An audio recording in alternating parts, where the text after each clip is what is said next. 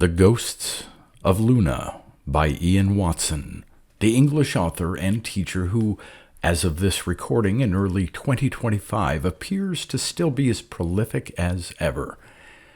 This story was first published in the September 1973 issue of Sfinx, a fanzine published by the Speculative fiction group of Oxford University. In 1974 and 1975, it appeared in 2 editions of New World's anthologies. Read by Darrell T. Smith II for my channel, Quasar Spectra. The Ghosts of Luna. In 1972, the Apollo flights ceased. In 2022, on the 50th anniversary of the abandonment of the moon, the Japanese unexpectedly sent a one-man expedition to the Sea of Tranquility. It seemed a curiously anachronistic gesture at the time, and the world's media were frankly amused. But then, the Japanese have always had this thing about anniversaries. No doubt you remember how they rebombed Pearl Harbor on December 7th, 1991, with millions of bright red paper fans. How they descended on Oahu like a plague of butterflies. So, off to Tranquility went Taro Kawasaki, representing the Dai Nippon Engineering Company. And what should he find but the first 2 ghosts? The world's media abruptly became respectful. In the Sea of Tranquility, bouncing around the descent stage of their LEM in lunar slow motion, like a couple of faded old action photos by Thomas Eakins of human bodies in motion, were 2 white forms silhouetted against blackest night, leaping and landing and flexing their legs before leaping again. Armstrong and Aldrin, no less, or at least their ghosts. Needless to say, they weren't nude like Eakins' sprightly youths. That would have been lèse-majesté. They were properly suited up for EVA. To begin with, Kawasaki suspected that a bad joke had been perpetrated on himself and his company by the United States, resentful at losing its traditional trade markets in Mexico and Canada to Japanese business. This he later confided in his best-selling memoir, Tsuki no Kamikaze, The Divine Wind on the Moon. Could the whole phenomenon be a plant? A couple of clowns who had secretly landed just over the lunar horizon to prance around this solemn, anniversary-conscious Oriental as he ran up the rising sun flag? Or maybe the Americans had achieved an electronics breakthrough of unparalleled dimensions in the projection of 3-dimensional images to an exact spatial coordinate over a distance of 250,000 miles. And this was their callous, news-grabbing way of unveiling the invention. But it didn't take Kawasaki long to dismiss that notion from what he remembered of American R&D. And when the Armstrong ghost bounded up to the Japanese and passed right through him, occasioning a sudden discomfort best described as a chill in his lower abdomen, its ghosthood was abundantly apparent. Thereafter, Kawasaki had his work cut out, not to mention preempting news time on world TV networks beyond his wildest dreams, urgent scrutiny of cameras, spectroscopes, radar, X-ray machines, all the other gadgets Dai Nippon had sent up to Tranquility. Radio queries provoked no response from the ghosts. Film and TV registered their presence. X-rays ignored them. Radar condescended to be mildly disturbed as though by a few wild goose echoes when geared up for the more solid blip of an airliner. For the most part, the ghosts bounced around in a fairly repetitive way, looking like a couple of rubbery refrigerators. Occasionally, they disappeared, reappeared. Kawasaki patiently recorded everything.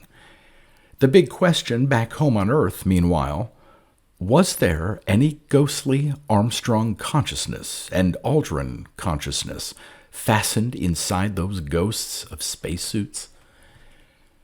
Historians recalled the odd behavior of the original astronauts, their nervous breakdowns, religious conversions, franchising of hot dog restaurants, and the comments of Conrad and Bean.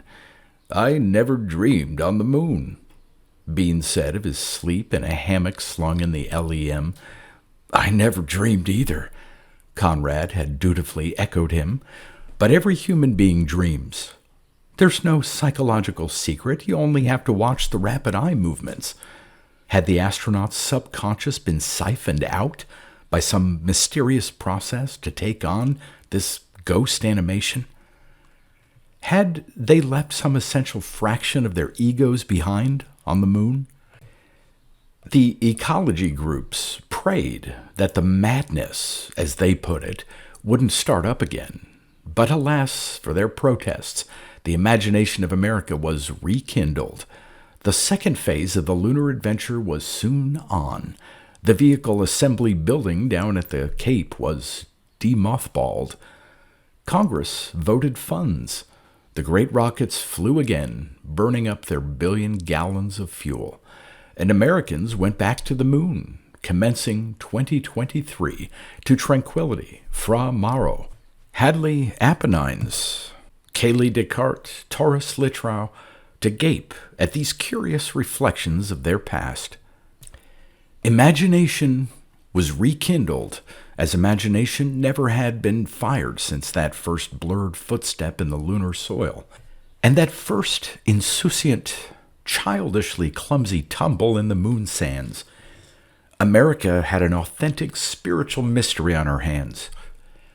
Let us leave Taro Kawasaki and move on a few years to the present, when all the sites have been revisited by Americans. Let us try to come to terms with the physical and metaphysical problems posed by the ghosts of Luna.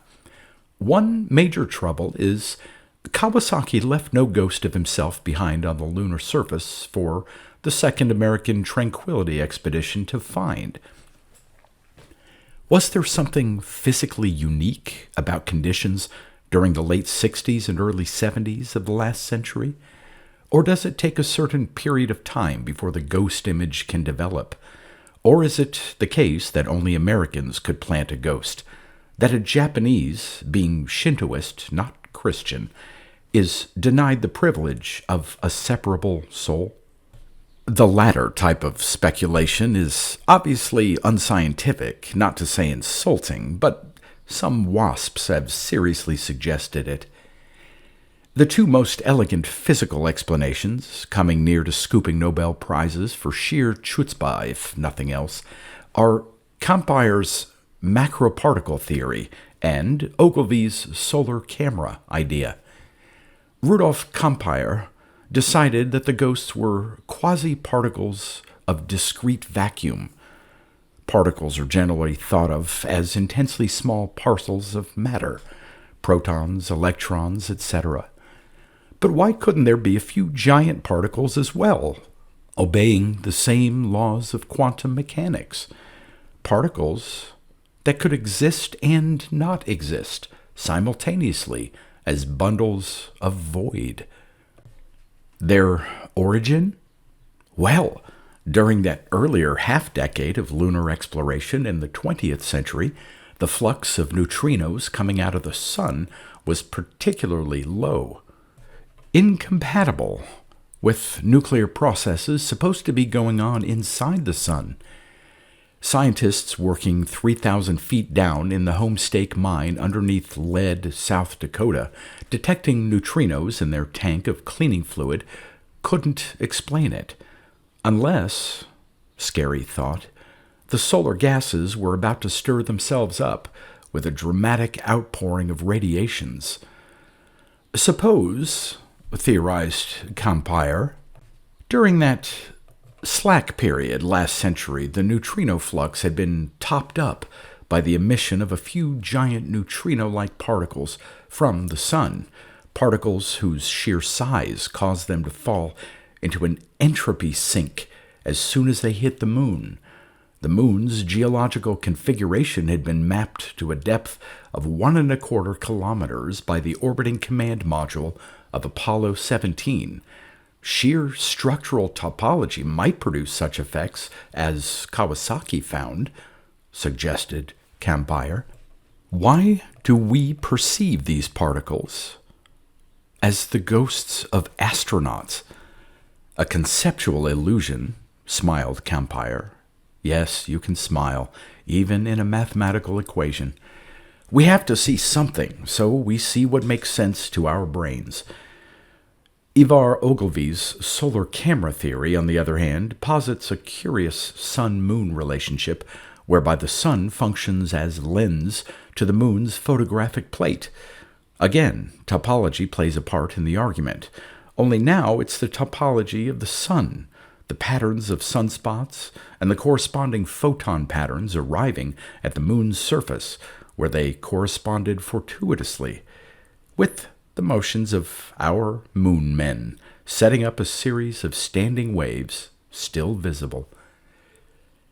Could our astronauts ever have suspected, mused Ogilvy, that the sun was watching them in the manner of a giant eyeball, that it was a Polyphemus? They were our brave Ulysses, after all. But these theories don't explain the ghosts fully to my satisfaction, nor do the astrological horoscopes, nor the ectoplasmic fantasies of the forest lawners. I'm not ashamed to say that I'm a poet, an astrophysicist of feeling. I chart galaxies of beauty, sentiment, and love. I capitalize these words, as I do not wish to slip in concepts such as love and beauty as if I took them for granted. That would be an arrogant assumption in today's world. I realize that, paradoxically, love and beauty are so much the rage in a diluted, predigested saccharine form that the things themselves have lost all their old integrity, save for a few benighted maverick poets such as myself, who feed on illusions. As in the Chinese legend, the tapir is said to be an animal that feeds on human dreams. Topology of the lunar rocks or of the sun's gases may be the scientist's province, but topology of dreams is the poet's province. How did William Shakespeare phrase it? To give to airy nothings a local habitation and a place. Organize the internal shape of dreams so that they stand up on their own and, correct, bounce about. The moon herself? Selene, Chang'o, Mama Kia, Juno, Tsukiyomi, whatever name she travels by, she was the dreamer. She was the photographer. For 1 billion years she courted the earth with tide caresses. Could the tug of her gravity have been the cause of evolution in the first place? By stirring up the amniotic seas, tossing the right sequence of amino acids together, so that she could in time conceive her own lover, a mind that could spin poetry for her? She had hung in her white castle waiting 1 billion years to be ridden out to chivalrously. Hopefully, she had waited through Greek and Roman times, casting her beams down on the earth, fluttering her eyelashes. When the court of Queen Eleanor of Aquitaine discovered courtly love, her heart skipped a beat. When the first ranger probe plunged into her side, it was like a lance being splintered at a tournament in her honor. Then, at long last, they came, the 12. And what were they? Nothing but emotional buffoons. Not courtiers, but court jesters. Camelot had promised to send knights, and sent a pack of commoners instead. They had no dreams. They turned everything they touched to lead. The comparison of the Apollo moon shots to sexual ejaculations was no misconception. The moon is a beautiful, sexy lady. America ejaculated in the right direction with those tall, slim rockets from 69 through 72, but humanity's representatives lacked the style to carry on a celestial love affair. You can't say Luna didn't try. She waited 1 billion years, then treasured her frigid lover's every step, Like the stone footprints outside Grauman's Chinese Theater on Hollywood Boulevard, that other locus of frozen, solidified romance. She kept their images intact, a dozen dusty billets doux. Yet the parting shot of her 12th lover as that last ascent stage blasted off like a child's spinning top into space. Can you imagine more callous words to break off a love affair? You've seen one moon, you've seen 'em all. It was the last straw. It brought tears to her eyes. That 12th spaceman's ghost is faint and blurred at Taurus Litrau, and not surprising. So she didn't bother with Taro Kawasaki, or with anyone subsequently. The insulted mistress retreated into her memories, leaving love as a dozen absurd, bouncing ghosts of an illusion. Do we really need to gawp at the images of our emotional inadequacy as if they are some fine monument? Couldn't we exercise a little tact and leave the wounds to heal? She'll heal in a few million years, when we've faded.